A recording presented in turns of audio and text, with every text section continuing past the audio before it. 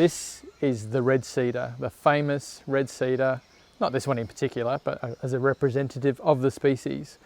Toona ciliata, it's in the Meliaceae family, which is the teak family, a family of trees noted for its timber properties, and these guys were certainly noted for their timber properties very early on. These trees led to the first gold rush in Australia, the red gold rush.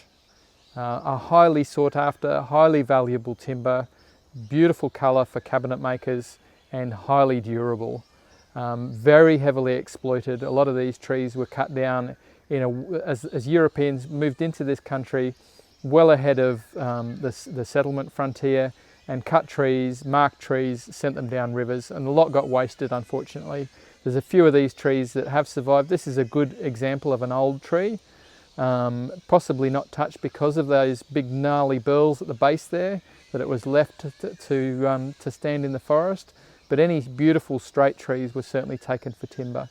Red cedar is a very fast growing emergent canopy tree. This could be a few hundred years old, so very quick growing. Until recently, through the forest here, just a few months back, there was an absolute carpet of seedlings. So from a very big tree, we have a very small start. They're massive bunches of fruit, little wind dispersed seed that blow around, but they need a lot of sunlight.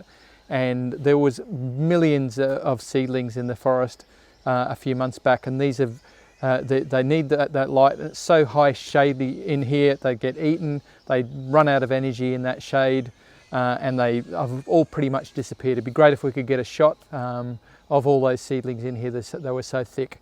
But on the forest edge, after high disturbance, this is the species that will come up, like our rose gum that we'll touch on as well.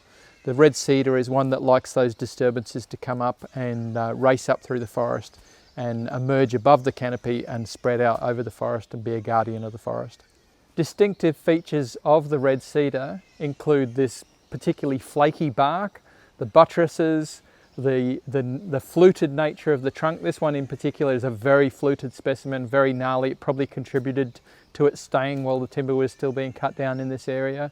And as we look up, we'll see a relatively open canopy. It's probably starting to drop its leaves. Red cedar is one of our few true deciduous trees in the Queensland rainforests, along with white cedar. They will completely lose their foliage, which unfortunately made them a dead giveaway coming back to the timber again. Not so much when they were deciduous, but when they were flushing up in spring, the new growth is red, and so it was a bright red top to the tree that was easily spotted by the timber getters. That deciduous nature of this tree and its flaky bark also make it a great home for epiphytes.